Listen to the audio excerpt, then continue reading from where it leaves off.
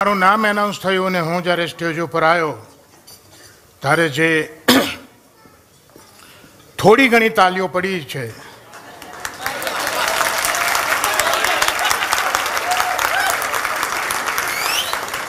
જેણે થોડી ઘણી તાલીઓ પાડી છે એનો હું ખૂબ આભાર માનું છું અને જે લોકોએ નથી પાડી એ હવે ખૂબ ધ્યાનથી સાંભળજો કે હું જ્યારે સ્ટેજ ઉપર આવું અને મારું નામ એનાઉન્સ થાય અને તાલી પડે દેટ ઇઝ ઓકે, પણ જેલે તાલી નથી પાડી એ લોકો ખૂબ ધ્યાનથી સાંભળજો કે મારા નામના એનાઉન્સમેન્ટ વખતે જે તાલી નથી પાડતા એ લોકોને આવતા જન્મમાં ઘેર ઘેર જઈને તાલીઓ પાડવી પડશે.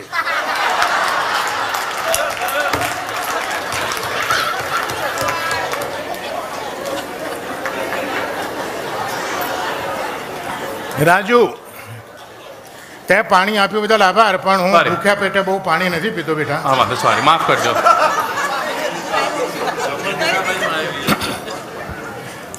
70મી વર્ષગાંઠ તો ઘણાની આવે છે અને આવીને ગઈ હશે ને મારી 4 વર્ષ પછી આવશે, પણ 70મી બર્થડે આવી સરસ રીતે સેલિબ્રેટ કોણ કરી શકે? જેની પાસે સારા સંતાનો હોય, અને એક જ છે, જેની પાસે સારો સંતાન હોય, જેની સાથે સારી પત્ની હોય, જેની સાથે સારો પરિવાર હોય અને જેની પાસે સારો પૈસો હોય, એ જ આવી ધામધૂમને ધડાકા કરી શકે. Raj, where are you? બોલો સાહેબ. ક્યાં છું બકા? અહીંયા જ છું સાહેબ. Very good, thank you did a great job. Thank you. Bipinbhai Bhatt, Dinkar Mehta, હું બી અવધેશ બ્રાહ્મણ છું. અમારા બંને વચ્ચે ઘણું સામ્ય છે. બંને બ્રાહ્મણ છીએ. 1975માં બંને લગ્ન કરેલા છે. મેં પણ 1975માં લગ્ન કરેલા. મારી પત્ની અહીં બેઠી છે. એમણે 1975માં કરેલા. એમને બી ડિપ્લોમા એન્જિનિયરિંગ કર્યું, મેં પણ ડિપ્લોમા એન્જિનિયરિંગ કર્યું. ફરક એટલો પડ્યો કે એમણે એન્જિનિયરિંગ પાસ કર્યું અને હું નાપાસ થયો. અને એમણે પાસ કરીને અહીં આવ્યા, ભલે ગમે તે વિઝા ઉપર આવ્યા, અહીં આવીને જે બધાને સેટ કર્યા આ એક જ જગ્યાએ, અને હું, મારો એક દીકરો એક દીકરી અને વાઈફ, આમને સેટ કરવા માટે આખી દુનિયામાં રખડું છું.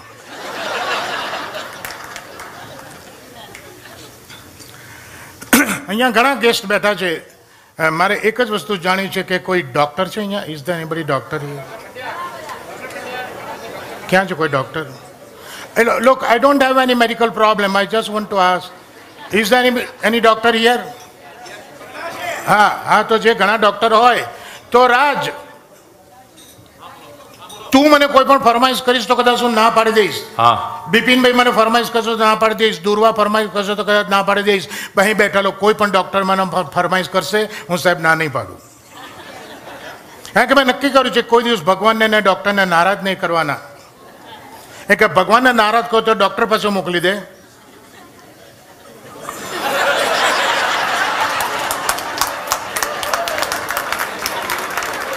Thank you. આટલેથી અટકી જાઉં છું ને તાલીઓ પડે છે ત્યારે એમાંથી મને એ ખબર પડી જતી કે ક્રાઉડ કઈ ક્વોલિટીનું છે. બ્રાહ્મણોની જ મેજોરિટી હશે આઈ થિંક. બિપિનભાઈ, તમારું આટલું મોટું કુટુંબ છે. વાણિયા મેજોરિટી એમની વૈષ્ણવ, હે લુવાણા. હા, જયજયજી ગોકુલેશ, જયજયજી ગોકુલેશ હોય, પણ બાય કાસ્ટ તો બ્રાહ્મણ વધારે હશે. તો જે બ્રાહ્મણ નથી એ લોકો ધ્યાનથી સાંભળજો, બ્રાહ્મણો પણ સાંભળજો.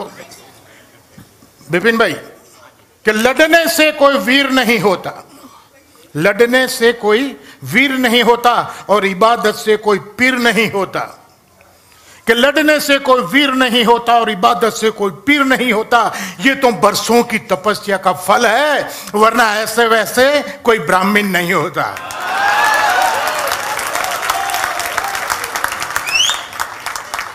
અને આજે તો બ્રાહ્મણોની મેજોરિટી છે, પણ જ્યારે હું મારા શોમાં બહુ વાણિયાઓને જોઉં ને તો મને મારું બાળપણ યાદ આવે. એક જણ કે કેમ બાળપણ યાદ આવે? મેં કહું બ્રાહ્મણ છું. મને કે સો વાત? હું એટલે જ મને બાળપણ યાદ આવે કે નાના હતા તો સાલા બધી જ વાર્તામાં એવું જ આવે કે એક ગરીબ બ્રાહ્મણ હતો અને એક ધનિક વાણી હતો. સાહેબ નાનપણમાં આપણે એક વાર્તા એવી સાંભળી છે મેં એમ કીધું હતું કે એક ગરીબ વાણીઓ હતો.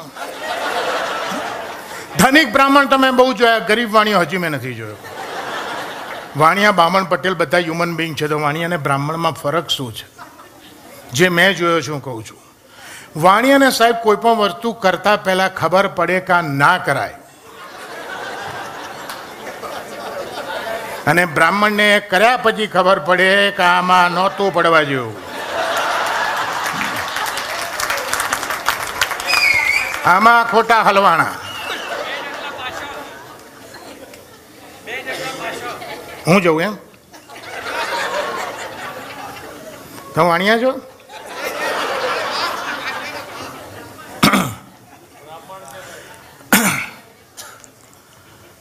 પણ મેં ભગવાનને જોયા નથી બિપિનભાઈ, પણ ભગવાનમાં હું બહુ માનું છું. એટલા માટે કે ભગવાનની મારી પર સૌથી મોટી મહેરબાની કોઈ હોય ને તો મને ડિપ્લોમાના છેલ્લા વર્ષમાં નાપાસ કર્યો. એ જો પાસ થયો તો મારા બે બ્રધર ગુજરાતમાં ગુજરાત ઇલેક્ટ્રિસિટી બોર્ડ જી બોર્ડમાં નોકરી કરતા હતા. એમણે મને જી બોર્ડમાં નાખી દીધો હતો.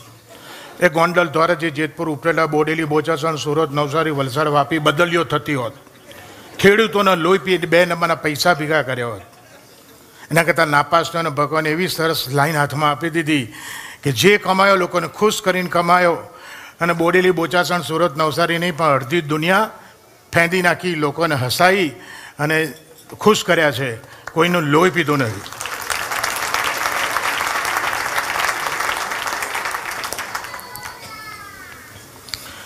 રાજ, હું શરીરની મર્યાદા નથી રાખી શક્યો, પણ સમય મર્યાદાનું ભાન રાખીશ. છતાં લોકોના રિસ્પોન્સથી હું જો બહુ મને ખંજવાળ આવી જાય અને કંઈક થાય તો જસ્ટ મને હિન્ટ આપજે.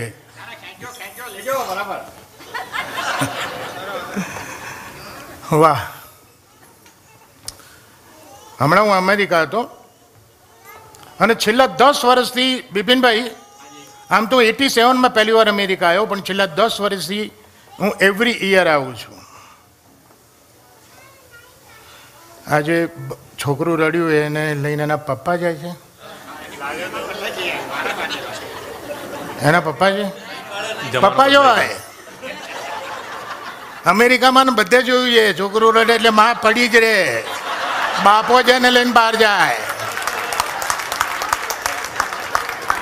આવું જોયું જ છે, બહુ જોયું છે.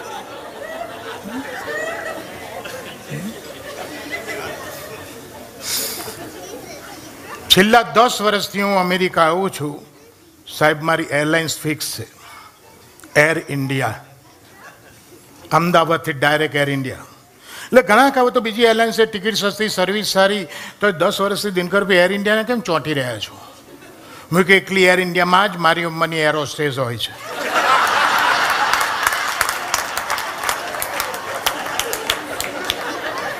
સાહેબ બીજા બધામાં એટલી યંગ છોકરીઓને કોઈ આપણને ગાંઠે જ નહીં. આ તો સરકાર માસીઓ જોડ ક્યાં લંડન ફ્રેન્કફર્ટ આવી જાય ખબર ના પડે. બોલ, મારા અમદાવાદના કાકાને પહેલી વાર લંડનનો વિઝા મળ્યો. ભત્રીજાના છોકરાને લગન હતા. કાકો એર ઇન્ડિયાની ફ્લાઇટમાં ચડી ગયો. લાઈફમાં ડોમેસ્ટિકમાં અમદાવાદથી બોમ્બે નહીં ગયેલો એવો એર ઇન્ડિયામાં બેસી ગયા. કાયમ એસટી લક્ઝરીમાં જીપમાં ફરેલા. જેવા પ્લેનમાં બેઠા એટલે એનાઉન્સમેન્ટ થયું, એર ઇન્ડિયા ફ્લાઇટ નંબર 102 જે અમદાવાદથી લંડન તરફના સીધા ઉડાન માટે તૈયાર છે. દરેક પેસેન્જરને વિનંતી કે પટ્ટા બાંધી દે, સીટ બેલ્ટ. જેણે નહોતો અડતો એને પેન્ટના બાંધ્યા. જેને નહોતી સમજણ પડતી એને એરોસસ પટ્ટા પહેરાવતી હતી. બધાને બેલ્ટ પહેરાવતી પેલી કાકા પાસે કાકા કે એક્સક્યુઝ મી કાકા પટ્ટો. કાકા છોડી, મેં તો ધોત્યું પહેરી. જો એમ નો પ્રોબ્લેમ કાકા, જે પહેર્યો પહેરો, પ્લેનમાં કોઈ રિસ્ટ્રિક્શન નથી, જે પહેર્યો પહેરો. પણ સીટનો પટ્ટો છે ને તમારી કમર આમ બાંધવો પડે. કાકા પેલી કમરના કામ બાંધસ, મને હવે પટ્ટા બાંધવાની જરૂર જ નહીં હલી. પેલી કે કેમ? કાકા કે તું તો મારી છોડી બરાબર, અને મારી તો અમે ઉંમર થઈ ગઈ. તારા આખા બલૂનમાં જો ફરવું હતા પર જા. તન કઈ નહીં કરું જા, પણ આ બાકીના બોજન બહુ સારું કર્યું તે. આજે એમના ના બોજો તો તારી ખેર નહોતી. પેલી કે ડોહા મારી સેફટી માટે નહીં, તમારી સેફટી માટે બાંધવાની. માંડ માંડ ડોહાએ પટ્ટો બંધાયો, પ્લેન સ્ટાર્ટ થયું. 1.5-2 કલાક થાય એટલે સેમ એર હોસ્ટેસ એની સર્વિસ ટ્રોલી લઈ કાકા જે આઇલમાં બેઠા હતા ત્યાં આવી. કાકાના ટ્રે ટેબલ ઉપર પ્લાસ્ટિકનો ગ્લાસ મૂક્યો, કોકનું કે ફેન્ટાનું ટીન મૂક્યું અને બરફ માટે કાકાને પૂછ્યું, કાકા આઈસ? કાકા કા ગોડી તું કે ત્યાં આઈસ? એકવાર બોલ્યા જ ખરી. લંડન આવ્યું ત્યાં સુધી પેલી છોકરી એ બાજુ ગઈ નહીં કે અહીંયા પૂરેપૂરું જોખમ છે.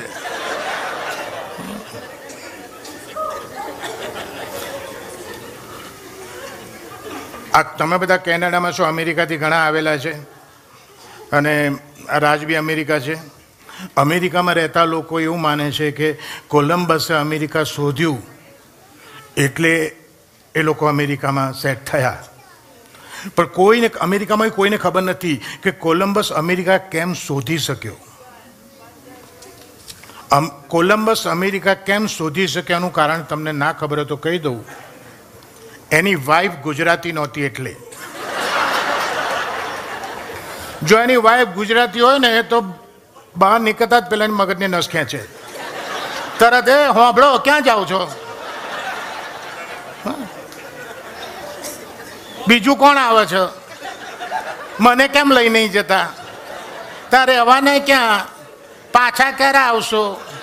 ખાશો શું? થેપલાને ચોદો બોધેલું અને જવું જ જાઓ, પણ મારા મમ્મીને ત્યાં મૂકીને જાઓ ભાઈ. પેલો ચાય ફેંકે કે મા પૈણાગોમાં જવું જ નહીં, જા. ચાવી ફેંકી દીધી હોત. બોલો. અને આજે અહીંયા જેટલા બેઠા છો બધા ગુજરાતી છો, સિવાય કે સર્વિંગ સ્ટાફ, બરાબર? આ તો આટલા જ છો. બાકી 10,000 માણસના ટોળામાંથી દુર્વા ગુજરાતીને હોતું હોય તો કેવી રીતે હોતા થાય ખબર છે? થેન્ક યુ પછી હોં બોલે એ ગુજરાતી જ હોય. કાલ સવારથી માર્ક કરજો સાહેબ, તમને કેટલા થેન્ક યુ પછી હોં કહે છે. ને અમેરિકા છેલ્લા 10 વર્ષમાં મેં અમેરિકાનો બહુ સ્ટડી કર્યો છે. દિવસે દિવસે દેશ ફાસ્ટ થતો જાય છે. દિવસે દિવસે અમેરિકા ફાસ્ટ થતો જાય છે. 15 વર્ષ પહેલાં હું અમેરિકા આવેલો, કોઈએ મને ફેવર આપી, મેં કીધું thank you very much sir. તે 15 વર્ષ પહેલાં અમેરિકામાં તમે કોઈને થેન્ક યુ કહો તો જવાબ મળતો તો યુ આર મોસ્ટ વેલકમ જનરલમેન. તે 15 વર્ષ પહેલાં આટલું લાંબુ વાક્ય બોલવાનો અમેરિકાના લોકો પાસે ટાઈમ હતો. 5 વર્ષ બીજા ગયા હું અમેરિકા આવ્યો, કોઈએ ફેવર આપી, મેં કહ્યું thank you very much sir, you welcome, most gentleman નીકળી ગયું. બીજા 5 વર્ષ પછી આવ્યો, કોઈ મને ફેવર આપી, મેં કહ્યું thank you very much sir, દર્શકો એ નાનું થઈ ગયું. લાસ્ટ યર હું આવ્યો, કોઈએ મને ફેવર આપી, મેં કહ્યું thank you very much sir. તો હવે અમેરિકામાં તમે કોઈને થેન્ક યુ કહો તો સામે શું જવાબ મળે છે એ સાંભળવો હોય તો તમારામાંથી કોઈ મને થેન્ક યુ કહો.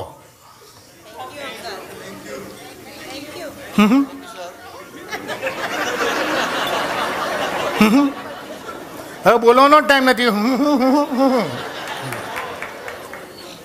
પણ 10 વર્ષનો અમેરિકાનો મેં બહુ સ્ટડી કર્યો છે. એની એક વસ્તુથી બહુ ઇમ્પ્રેસ થઈ ગયું છે અને તે છે તમારું જીપીએસ કે જીપીઆરએસ કેનેડામાં છે.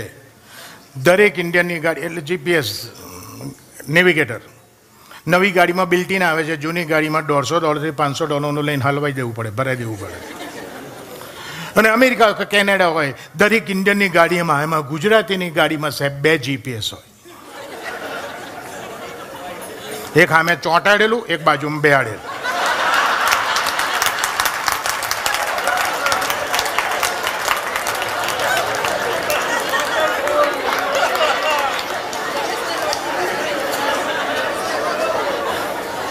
ચોંટાડેલું ના બોલે, એ બેહાડેલું બોલે.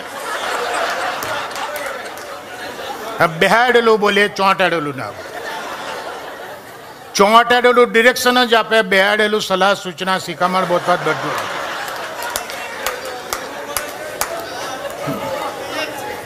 ચોંટાડું ગુસ્સે ના થાય, આ ગમે ત્યારે બગડે. હે સ્લો ડાઉન, સ્લો ડાઉન. કેટલી લિમિટ છે, કેટલા ઉપર જાય છે તને ભાન છે? સ્પીડની 2 ટિકિટ આવી ગઈ છે, ત્રીજી આવશે, લાયસન્સ હશે, then I am not going to try. Okay, હા સાહેબ, ચોંટાડેનું ના કહે, ભલે 500 વાળું હોય, પણ આ ચોંટાડેમાં ને બેહાડેમાં એક મોટી તકલીફ એ ચોંટાડેલાને તમે બંધ તો કરી શકો. બેહાડેલા માટે શું? બેહાડેલા માટે મેં સીટ બેલ્ટની જ નવી ડિઝાઇન બનાવી છે. એક સીટ બેલ્ટ આમ જાય ને એક સીધો આમ આવે. અને મેં તો એવું સાંભળ્યું બિપિનભાઈ કે હવે તો ઇન્ડિયામાં જીપીએસ આવી ગયું છે. આઈ ડોન્ટ નો, ઇન્ડિયા મારી પાસે કાર નથી, પણ મને કોઈ કીધું કે હવે અમદાવાદમાં જીપીએસ આવી ગયું છે. અને સાહેબ, અમદાવાદમાં જીપીએસ આવ્યું હોય ને તો એક વસ્તુ હું તમને ચેલેન્જથી છાતી ઠોકીને કહી દઉં કે અમદાવાદનું જીપીએસ ભલે આવ્યું હોય, એણે હોળી જોઈ હોય, પણ ચેલેન્જથી કહું જો દિવાળી નહીં કાઢે. અમદાવાદમાં બિપિનભાઈ જીપીએસ ચાલે જ નહીં. મોટો પ્રોબ્લેમ લેંગ્વેજ, ઇંગ્લિશ. એક અમદાવાદમાં જેટલા પાસે ગાડી છે એમાંથી અડધાને ઇંગ્લિશ નહીં આવડતું, અને જેને ઇંગ્લિશ આવડે છે એવા અડધા પાસે ગાડી નથી. હવે ઇંગ્લિશની તો તમે બીજી ભાષા ના કરે. હવે દાખલા કે જાપાન, તો જાપાનમાં જીપીએસ હશે તો ઇંગ્લિશમાં હશે, ચાઇનામાં જીપીએસ હશે તો ઇંગ્લિશમાં હશે, મેક્સિકોમાં જીપીએસ હશે ઇંગ્લિશમાં હશે, ના સ્પેનિશમાં હશે, ચાઇનીઝમાં હશે કે જાપાનીઝમાં હશે. તો અમદાવાદનો જીપીએસ તમે ગુજરાતીમાં ના કરી શકો? કરી શકો, તોય બીજો પ્રોબ્લેમ નડે. અહીંનું તમારું જીપીએસ તો કહે કે from the next traffic light turn right. સાલા અમદાવાદમાં ટ્રાફિક લાઇટના ઠેકાણા ના હોય ખરી, પણ કોઈ ટ્રકે ઉડાડી હોય તો બીજા 15 દાડા નવી ફીટ ના થાય. એમાં બીઆરટીએસનો રોડ ખોદાતો તો આમથી 8 લાઇટો જાય. એટલે ટ્રાફિક લાઇટ ના ચાલે, ઇંગ્લિશ લેંગ્વેજ ના ચાલે, તો જીપીએસ બને કે ના બને? બને. ટ્રાફિક લાઇટની જગ્યા અમદાવાદની જાણીતી જગ્યાઓને લેન્ડમાર્ક તરીકે વાપરો. માનો આવું એક જીપીએસ તૈયાર થઈ ગયું, તમારી ગાડીમાં ભરાઈ દીધું, ગાડીમાં જ્યાં જવું છે એડ્રેસ ફીડ કરી દીધું, ગાડી ઓન કરો, ગુજરાતી ભાષાનું ટ્રાફિક લાઇટ કે સિગ્નલ કે 4 રસ્તાની જગ્યાએ જાણીતી જગ્યાનો લેન્ડમાર્ક તરીકે મૂકેલું આવું એક જીપીએસ તૈયાર થયું છે. હવે તમે ગાડી ઓન કરો તો તરત જીપીએસ કહેશે જય શ્રી કૃષ્ણ. ડિફોલ્ટમાં આવશે. બાકી તમારો ઓર્ડર આપતા પહેલાં તમારે કયું જોઈએ છે? જય શ્રી ગોકુલેશ જોઈએ છે, જય સામડાણી જોઈએ છે, જય જીનેન્દ્ર જોઈએ છે, જય સાઈનાથ જોઈએ છે, જય માતાજી જોઈએ છે.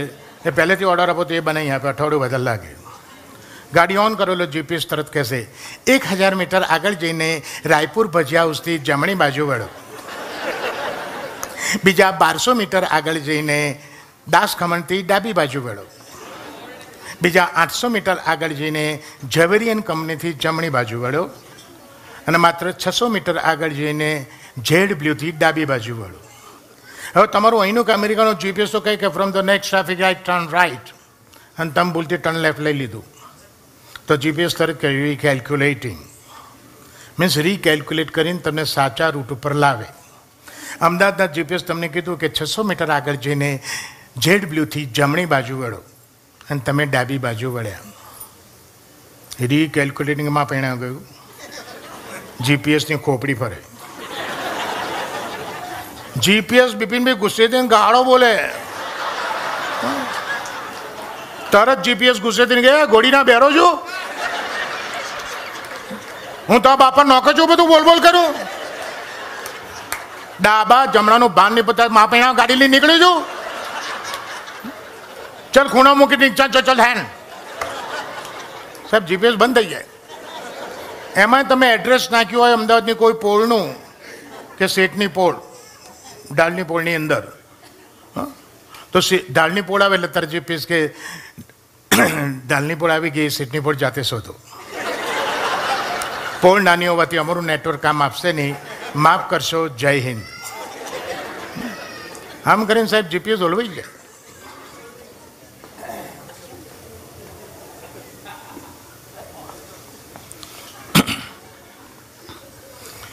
અને મારા પ્રોગ્રામમાં જેટલા આવ્યા છે બધાને લાઈફમાં કોઈક દાડો કામ લાગે એવી હું વાત ટીપ આલીશ. જો કે હું કોઈ ધર્મગુરુ બાવો મહારાજ એવું બધું નથી હો, હું શુદ્ધ બ્રાહ્મણ બી નથી.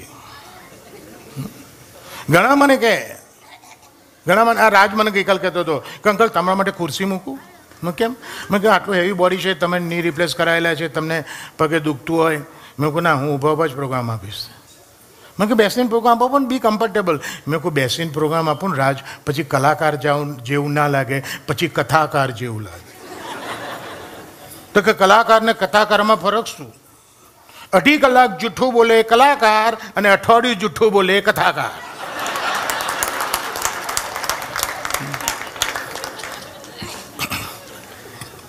સાહેબ 3 વર્ષ પહેલા 2 કે 3 વર્ષ પહેલા, 2 વર્ષ થયા હશે કદાચ, રાતના 2 વાગે અમદાવાદમાં એક કૂતરી એકલી રખડતી હતી. રાતના 2 વાગે 4 ડાઘિયા જેવા કૂતરા પાસે ગયા અને જેવા કૂતરા પાસે ગયા ને એટલે કૂતરી ફફડી ગઈ, ધ્રુજવા માંડી. કૂતરા કે બેન બિલકુલ ગભરેશ નહીં, શાંતિથી ઘેર જતી રહે, શાંતિથી સૂઈ જા, અમારો ડર બિલકુલ રાખીશ નહીં. બસ જતા પહેલા યાદ રાખજે કે આ મોદીનું ગુજરાત છે, સોનિયાનું કે શીલાનું દિલ્હી નથી.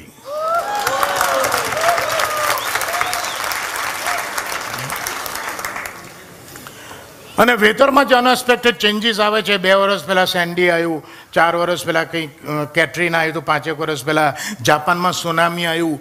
તો અમેરિકામાં, કેનેડામાં અને યુરોપિયન કન્ટ્રીના લોકો એવું કહે છે કે this is all because of global warming. ઇન્ડિયામાં ગ્લોબલ વોર્મિંગ નથી માનતા. ઇન્ડિયામાં વડીલો કહે છે આ બધો કળયુગ છે. અને જ્યારે જાપાનમાં સુનામી આવ્યું ને ત્યારે તો સાહેબ સ્વર્ગમાં ઝઘડા થઈ ગયેલા. યમરાજ ને યમદૂતને ઝઘડો થઈ ગયો. યમરાજ યમદૂતને કે સ્ટુપિડ, નાલાયક, મેં તને શું કીધું તું? મેં તને ક્યાં મોકલ્યો તો? મેં તને ચોખ્ખું કીધું તું કે જા પાન લઈ આવી, અને તું આખું જાપાન લઈ આવ્યો.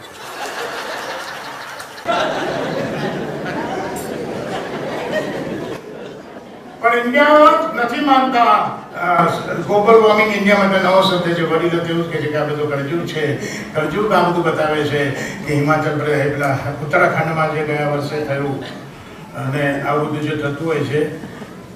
અને કળજુગ માટે ગુજરાતના અમદાવાદને કવિએ તો ભગવાનને ચેલેન્જ કરી છે કે આ કળજુગ છે, ભગવાન તારી તાકાત હોય તો એકવાર અમદાવાદ આવે. જો પબ્લિક તારા છોડિયા ના પડે તો મને કહે. એના માટે 4 લીટી લખી છે. 4 લીટી આજે તમને સંભળાવું છું. એણે ભગવાનને કીધું કે હે કાન તું એકવાર અમદાવાદ આવી તો જો. હે કાન તું એકવાર અમદાવાદ આવી તો જો. ગોકુલની ગાયો તે ભલે ચરાઈ, અહીંયા રસ્તાની ગાયને ઉઠાડી તો જો. હે કાન તું એકવાર અમદાવાદ આવી તો જો. 1600 ગોપીઓ તે ગોકુલમાં રાખી, 1600 ગોપીઓ તે ગોકુલમાં રાખી, અહીંયા કોલેજની એક છોકરી પટાઈ તો જો. હે કાન તું એકવાર અમદાવાદ આવી તો જો. સારથી બની તે રથ અર્જુનનો હાંક્યો, સારથી બની તે રથ અર્જુનનો હાંક્યો, અહીંયા માણેક ચોકમાં મારુતિ ચલાવી તો જો. ભરી સભામાં ચીર દ્રૌપદીને ત્યાં પૂર્યા, ભરી સભામાં ચીર દ્રૌપદીને ત્યાં પૂર્યા, અહીંયા મલ્લિકાને દુપટ્ટો ઓઢાડી તો જો. હે કાન તું એકવાર અમદાવાદ આવી તો જો. અને એમાં છેલ્લી લીટી મેં લખી જે સુપરહિટ ગઈ અને એનું પરિણામ બી આવી ગયું કે ગેડી દડામાં તે સૌને હરાયા, ગેડી દડામાં તે સૌને હરાયા, અહીંયા મોદીને ચૂંટણીમાં હરાય તો જો.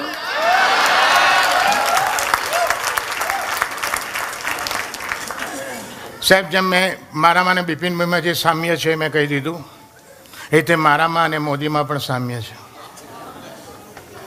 અમારો બંનેનો ટેલર એક છે, જેડ બ્લુ, સાઈઝ એક છે. અલ્યા મોદીને 1 મીટરમાં જે બનાવે છે મને 1.5 મીટર જોઈએ છે. અમદાવાદનો જેડ બ્લુ અમારો ફેશન ડિઝાઇનર, અમારો ડ્રેસ મેકર જે કે ગણો મારાનો મોદીમાં સામ્ય આટલું જ છે. બાકી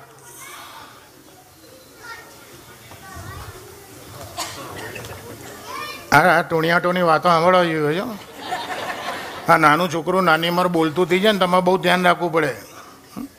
અત્યારની આજે પ્રજા છે ને સાહેબ, આપણે નાના હતા ને તો આપણે નાના હતા સ્કૂલમાં ટીચર કહે ને કે write the name of 5 fruits, 5 ફ્રૂટના નામ લખ. તો આપણે યાદ કરતા આ ટેણિયન જો હમણાં ટીચર કાલે એમ કે write on the name of 5 fruits તો તરત લખે 1 એપલ એન્ડ 4 બનાના. ઓકે, થઈ ગયા 5 ફ્રૂટ. ટીચરે ક્યાં કીધું કે all the fruit should be different. એક ઘરમાં પાર્ટીથી 40-50 મહેમાન આવેલા. બધાની વચ્ચે આવીને એક નાનું છોકરું મમ્મી કે મમ્મી તું જૂઠો બોલાયા. મમ્મી કે એક લાફો મેં ડાચું કરી નાખીશ. હું બધા જૂઠો બોલી કેમ મમ્મી તું કહે છે ને પરી આકાશમાં ઉડે. ક્યાં બેટા પરી આકાશમાં ઉડે તો આપણે કામવાળી કેમ નહીં ઉડતી? આપણી કામવાળી ક્યાં પરી છે? કે ના મમ્મી તું ગઈકાલ માસી જોડે 2 કલાક બહાર ગઈ હતી ને તો પપ્પા આપણી કામવાળીને કે લે તું તો આજે કંઈ પરી જેવી લાગે.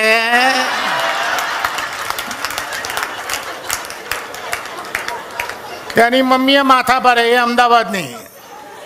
એ પેલા છોકરાને કેમ તા બાપ એવું કહેતો હતો? તો કે હા, તો કે કાલે એ ઉડશે. કામ કરે ને હિસાબાનું ઉડાડો. જો બેટા પરી તો કોઈ બી ઉડે, ઉડાડતા આવડવું જોઈએ. હમણાં 12 વર્ષનું છોકરું અમદાવાદમાં દાદા જોડે નીકળેલો, રોડ ઉપર જતા હતા. એકદમ દાદાએ કીધું ગઈ જલ્દી પેલા ઝાડ પર ચડ, જલ્દી ઝાડ પર જતો રહે. કેમ? સ્કૂલે નથી ગયો ને?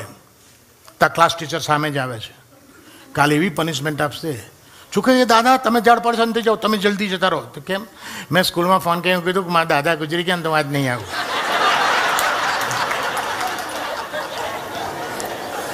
સાહેબ હું બોર્ન એન્ડ બોટઅપ ઇન અમદાવાદ.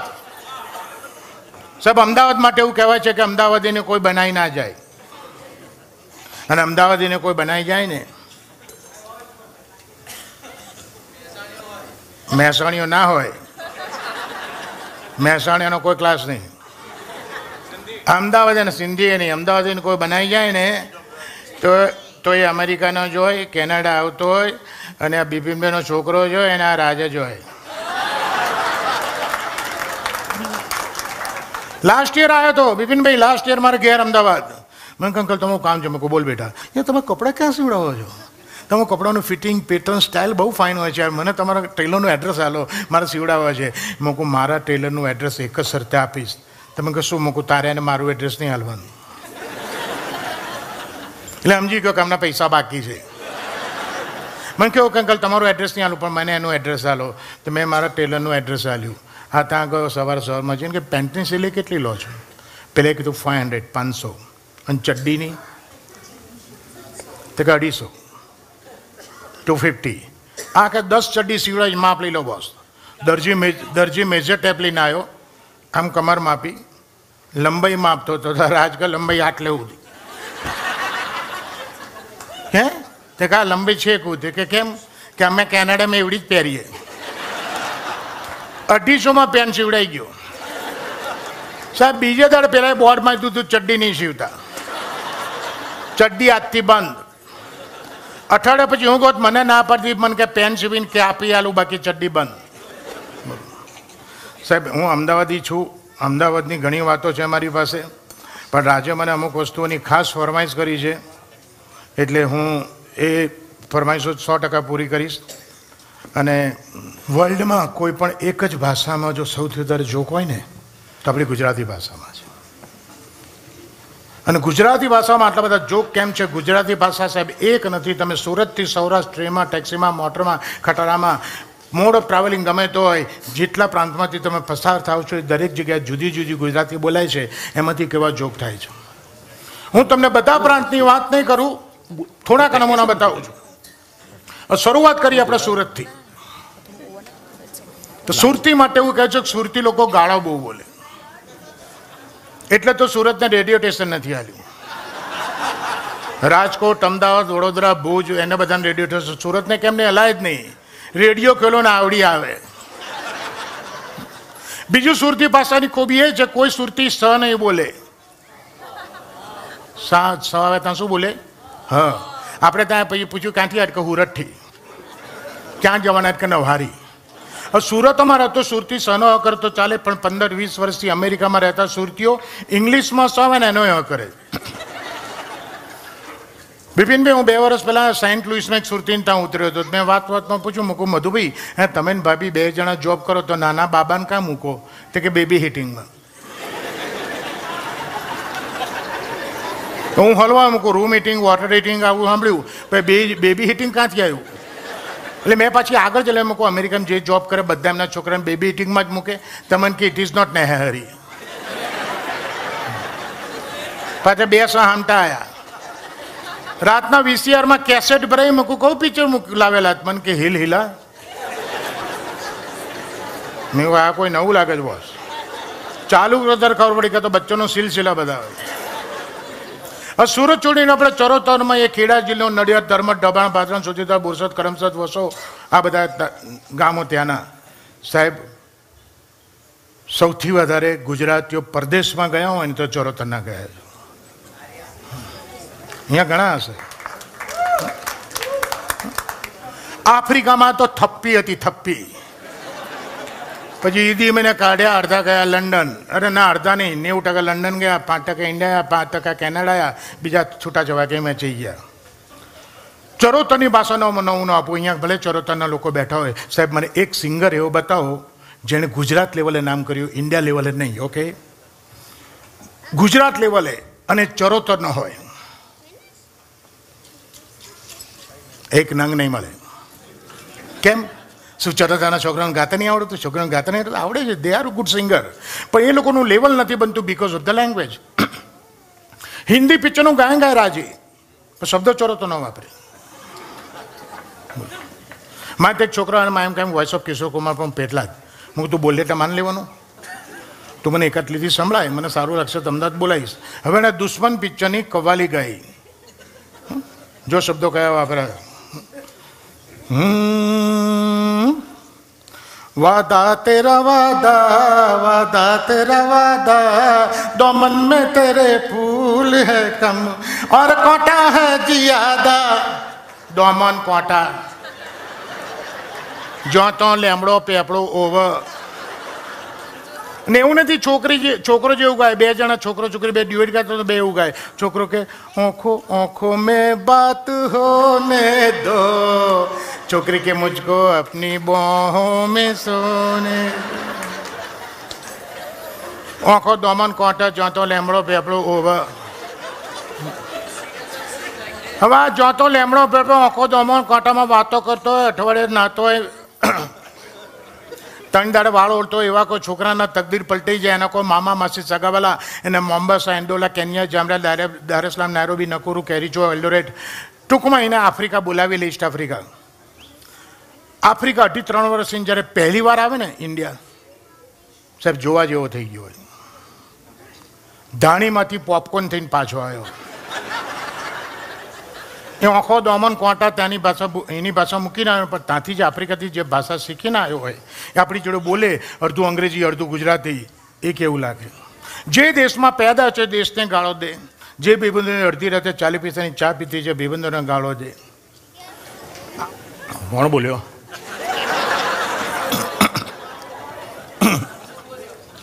હવે આવો એક આફ્રિકાથી રાજ આવેલો મારો જૂનો ફ્રેન્ડ મેં 2-4 વર્ષો જોયું એટલે મેં એને પૂછ્યું મોકલે તું ક્યારે આવ્યો આફ્રિકાથી હવે આફ્રિકાથી જે ભાષા બોલે છે એ સાંભળજો મને કે બાના હું છે ને લાસ્ટ ટ્યુઝડે ને આવ્યો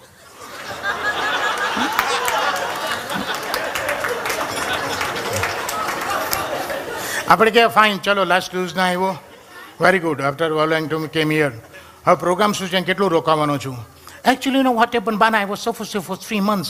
મેં છે ને દિન પહેલાં અહીંયા પ્લાન કર્યો તો 2-3 મહિના રોકાવાના ઓકે પણ I am going back within a week or 2 આપણે કે કેમ આટલા બધા પૈસા ખર્ચીને આવ્યો ને અઠવાડિયામાં 10 દાડે ક્યાં જોતો રહીશ બાના એ ગમી બહુ પડે છે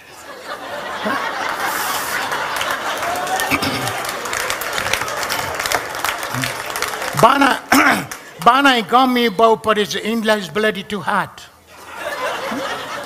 હવે મેં ગરમી કરતો હોય એની બર્થડે પૂછો તો 22મી મે બપોરે 2:30 વાગે અમદાવાદમાં પેદા થયો જે દાડે ગુજરાતમાં સૌથી દાડે ગરમી પડી દાડે ભાઈ પેદા થયો 2.5 વર્ષે કે 3 વર્ષે ઇન્ડિયા આવવાનું કારણ એક જ હોય એ લગ્ન કરવા માટે આવ્યો હોય ત્યાં ઠેકાણું ના પડ્યું એટલે અહીંયા આવ્યો અને અહીંયા આપણે એને કોઈ છોકરી બતાવતા પહેલાં એને વેરાબો છે ને કે બને તું નાયરોબીમ કરે શું સર્વિસ બિઝનેસ કે you might heard the name of Hotel Supreme in Nairobi. એ હોટલ સુપ્રીમ છે ને નાયરોબીની બાના હોટલ છે ને એ છે ને આપણા એક મુંડાની જ છે. અને એ હોટલ સુપ્રીમમાં છે ને બાના હું AVM છું ફ્રોમ લાસ્ટ અબાઉટ 2 years. એટલે આપણે વિચાર કે AVM કઈ નવી ડિગ્રી ફાટી નીકળી. પણ આપણને 3 મહિને ખબર પડે કે AVM એટલે એઠા વાસણ મોજના. સુપ્રીમ હોટલની સિંકમાં ઊભો ડીશો ધોતો હોય પણ AVM આપણે મેનેજ એવું લાગે. હવે આરા નસીબદાર હોય છે રાજ્ય લોકો. AVM કે BVM ઇન્ડિયામાં લોકોને છોકરીઓ મળી જતી હોય છે. એને એક છોકરી જોડે નક્કી થઈ ગયું, લગ્ન થઈ ગયા. અનફોર્ચ્યુનેટલી હું લગ્નમાં જઈ ના શક્યો. હા, પહેલાં લગ્ન થાય પહેલાં મેં એને અમદાવાદ બોલાવ્યો. મેં કહું અમદાવાદ તું જો કેટલું ડેવલપ થયું. આખો દિવસ મારી જોડે રહ્યો. મેં કહું જો અમદાવાદ કેટલું ડેવલપ થયું, રિવોલ્વિંગ રેસ્ટોરન્ટ થઈ, ડ્રાઇવિંગ થયું, મલ્ટી સ્ટોરી એપાર્ટમેન્ટ થયા.